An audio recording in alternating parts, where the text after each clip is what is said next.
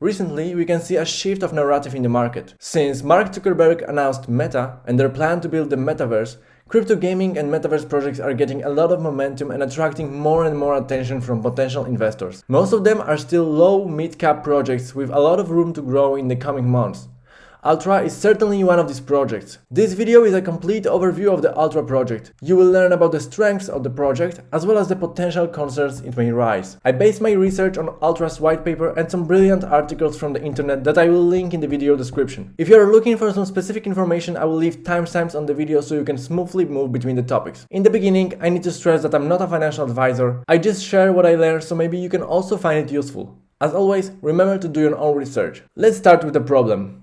So the PC gaming industry is currently dominated by middlemen and industry heavyweights such as Steam, Apple and Google. The monopoly these companies hold makes it difficult for developers to sell their software outside of these so-called walled gardens. It is also becoming increasingly difficult for gamers to discover the right kind of content. The PC game market is a massive $32 billion market. While platforms like Steam and Apple hold monopolies over this market, there is a vast untapped segment. According to Ultra's white paper, self-publishing platforms make up 88% of the PC gaming market. Developers who choose to self-publish are falling short in creating and delivering a fully fledged user experience on their custom platform. Also, according to Ultra's white paper, it is scientifically proved that if you smash the like button under this video, they have greater chance to succeed. So use that information as you want. Many developers don't agree with the massive cut current gaming platforms take. Companies like Steam, which majority of developers sell their games on, take 30% of sales revenue. So, concluding, we have three important problems on PC gaming market. First is monopoly. Developers are having hard time selling their software outside of these walled gardens, which result in large commission fees and loss of control over their own customers. Second one is discovery failure. As the catalog of games continues to grow, gamers are having a harder time discovering the right kind of content. And the third problem are missed opportunities. The relatively new phenomena of streamers and gaming influencers has created a new opportunity for game marketplaces to reward and pay users for their playtime. Now let's see what Ultra's mission is. So they aim to be a first-class PC game publishing platform and ecosystem that puts an end to the current distribution monopoly by providing new opportunities to game developers, players and influencers. Ultra has a working product. Their mainnet was launched in June this year. What is special about their technology is their SDK, which stands for Software Development Kit, that will completely close the gap between legacy publishing platforms and Ultra by providing all SDK features available from competing platforms. In this, Ultra makes porting an app or game from other platforms as easy as possible. Ultra's SDK will also allow developers to build new games in a variety of popular development environments. Ultra's features for developers are more fair to developers, which means they can earn over 21% more sales revenue with faster payout. Developers get access to a range of new business and marketing tools. Developers and gamers have access to a range of new revenue opportunities. Ultra's important features for players allow them to play games within minutes of purchase, even if the game hasn't been downloaded all the way, earn UOS tokens by participating in beta tests, watching ads, curating game and more, purchasing and resell second-hand digital games and earn UOS tokens through Ultra's referral program. Now let's have a look at the Ultra's technology. Ultra protocol is based on EOS.io, I don't know how to pronounce it, the next generation blockchain technology developed by Daniel Larimer, the software engineer behind Steemit and BitShares blockchains.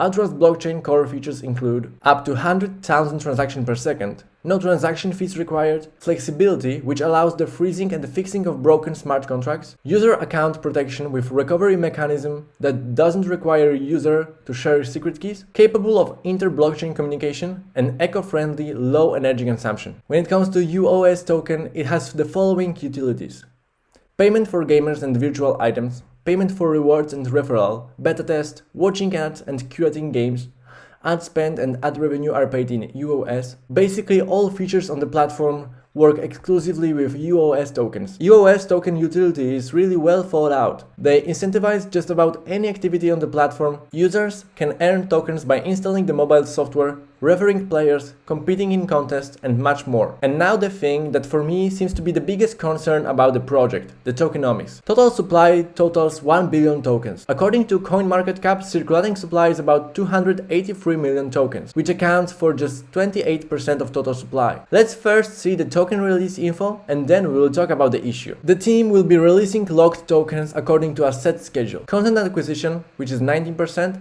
1 year lockup followed by a 1 year vesting period. 18% of the token supply goes to core team and future hires. The lockup is for 1 year followed by 1.5 years of vesting. Team members receive tokens once they have been with the company for 12 months and then yearly for each subsequent year. More than 15% of the tokens are reserved for growth. It also takes 1 year lockup and it's followed by a 2-year vesting period. 10% of total token supply goes for company reserve, only unlocked if 1 million monthly active users are present on the platform. Almost 5% goes for partners and advisors, with 1 year lockup followed by a 1 year vesting period. And 1.2% goes for marketing, with 6-month lockup followed by a 6-month vesting period. So according to this official information, circulating supply should be already much bigger than CoinMarketCap or CoinGecko states. What's more, in the Medium post, the team released the schedule of token distribution with exact numbers and dates. Post is from 2019 and it shows token distribution till December 2020. And to be honest, that really confused me. So I started to look for some other info that could clarify this, but it turns out it's really hard to find something. The only thing I managed to find was Ultra's community update article from January 2020, in which they state that the discrepancy between circulating and total supply comes from a combination of token holders and Ultra as a company not claiming their UOS. They say that in the future you can probably expect a catch-up on the numbers once Ultra or relevant people claim their UOS, and unfortunately till this day there was no catch-up. So assuming this is true, till December 2020 the circulating supply should be about 508 million tokens,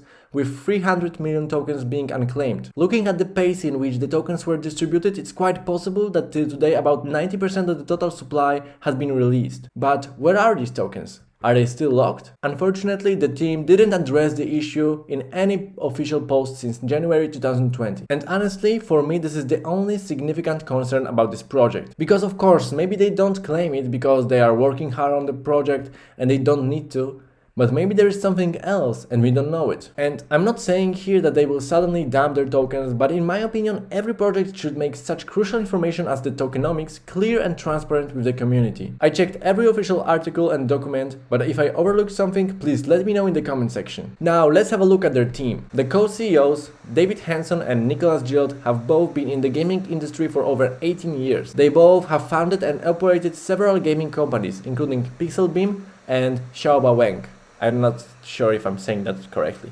Xiaoba Wang, in cooperation with AMD, was a $100 million console project for the Chinese market. Ultra's chief strategy officer, Edward Mollem, was the former senior director at both Apple and Google, and has started multiple companies as well. He brings over 28 years of experience to the team. Ultra's chief technology officer, Michael Dunn, was the former CTO of Dell and Time Warner. He has also worked and helped dozens of startups that focus on emerging technology. The list of workers contains also people who previously worked as head of product of Uber, producer at Microsoft and Ubisoft, and Xbox head of content. The team overall is very impressive. The experience Ultra's team brings to the table is key in driving game developers and development studios to the platform.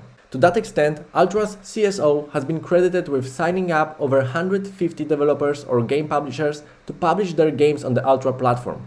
Many of these partnerships include top-tier development studios with AAA games, which is the highest grade possible for a game. Ultra has a partnership with Ubisoft, one of the 5 largest gaming companies in the world that created world-renowned games, including Assassin's Creed, Just Dance and Far Cry. Ultra also has a partnership with AMD. AMD has hundreds of millions of users and it's massively influential in the gaming sector. As the companies state, AMD and Ultra will cooperate on co-marketing activities to promote the use and proliferation of blockchain-based gaming technologies. Atari is another partner of Ultra. It's one of the world's most iconic consumer brands and entertainment producers. Atari's core businesses include video games, consumer hardware, licensing and blockchain. Other important partnerships include FIDA, Sandbox and Elrond. Summing this video up, Ultra has set a really big goal to beat the largest gaming platforms such as Steam. They have working product, great plan, technology, partnerships and incredibly experienced people behind it, which makes the potential of growth for this project really high. But for me there are also 2 concerns. Ultra's competitors are huge established companies, which will require their team some incredible effort to actually win this battle. The second concern is the tokenomics. From my point of view, it looks a bit shady. We don't have access to official updated information about it, so we have to trust articles from almost 2 years ago, which still doesn't give us answers where are these tokens and also the guarantee that huge amount of it won't be suddenly sold. But apart from that, I really like the project and their product, and I will surely support them on their mission. Okay guys, that would be it. If you found the information in this video helpful, don't forget to hit that like button and subscribe to the channel. I would really appreciate it a lot. And I hope to see you in next videos.